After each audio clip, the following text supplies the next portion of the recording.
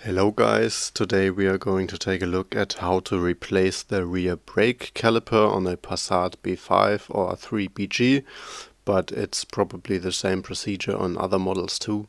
As always at the beginning of my video, this video is not an instruction and is only meant to help, and therefore I'm not liable for any damage to the vehicle or any injury. To start, the vehicle needs to be jacked up, secured and the wheel removed. Since the handbrake must be released for the removal of the brake caliper, the vehicle should be secured against rolling away, for example by wedges under the tire. In addition, before working on the brake fluid reservoir in the engine compartment should be opened. The brake caliper is held in position by two screws, one at the top and one at the bottom.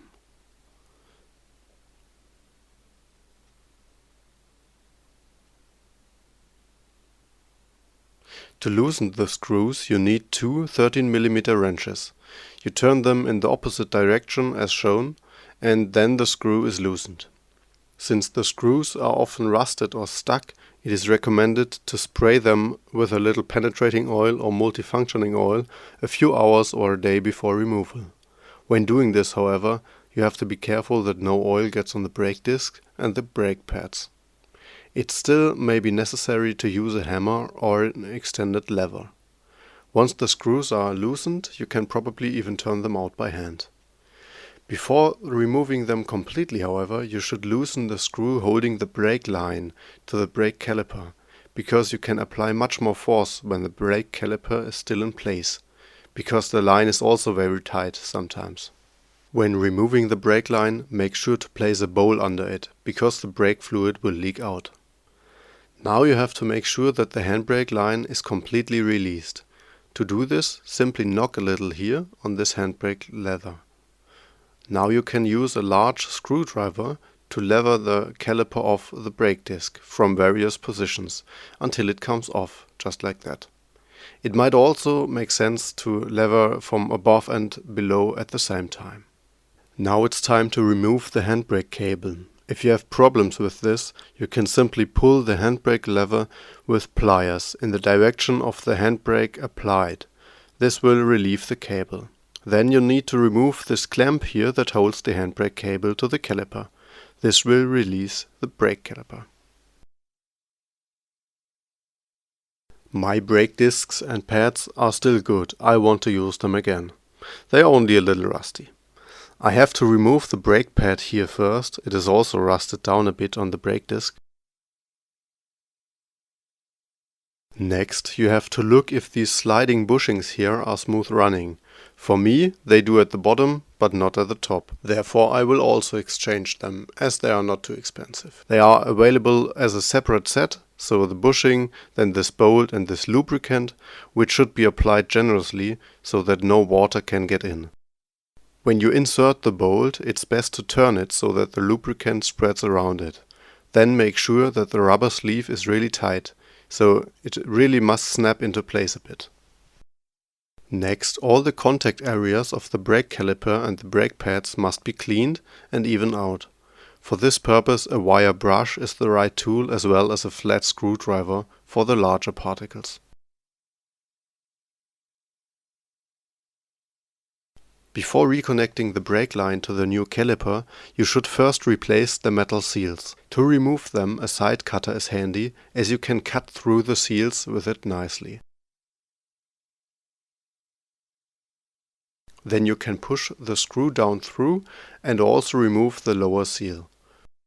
Both the screw and the mouthpiece should be cleaned well. Then the new seals can be attached.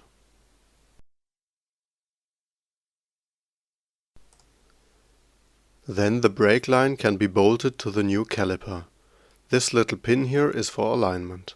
The screw must not be tilted, but this shouldn't be a problem by hand.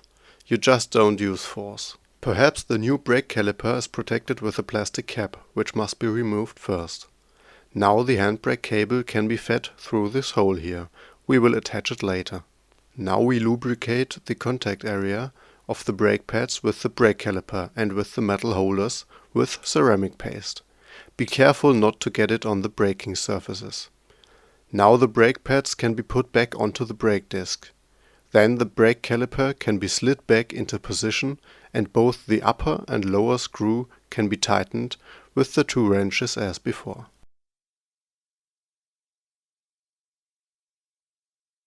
Now the handbrake cable can be attached again with this clamp.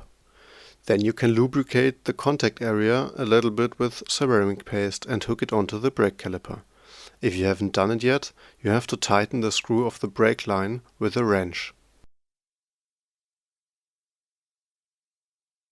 The new brake caliper is mounted now, congratulations! Now you have to bleed the brake. For this you have to open the bleeder valve with an 11 mm nut. It doesn't have to be removed completely, it's enough if it's loose. Now connect a piece of tube to it. It doesn't have to be a specific tube. I took one from the windshield washer system that I had lying around.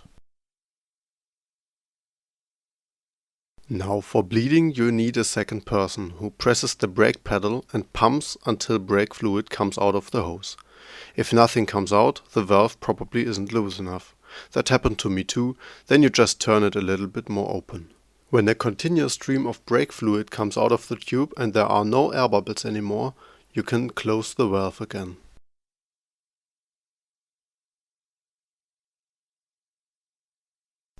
Now the hose can be removed, the valve screwed tight with a ratchet and the protective cap can be put on. Now double check that you have everything properly tightened up, tightened every screw you loosened and that you have not forgotten anything. Especially with the brake, this could be catastrophic. When you are positive on that, you almost finished with your repairs. All you need to do now is fill up the brake fluid to the maximum level, because you've lost some in the process. Then screw the cap back on and mount the wheel.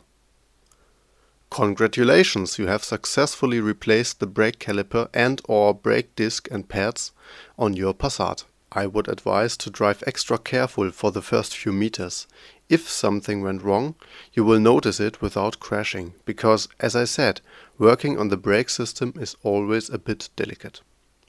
I really hope this video was helpful for you and you are now full of confidence to do the repairs yourself and save some money.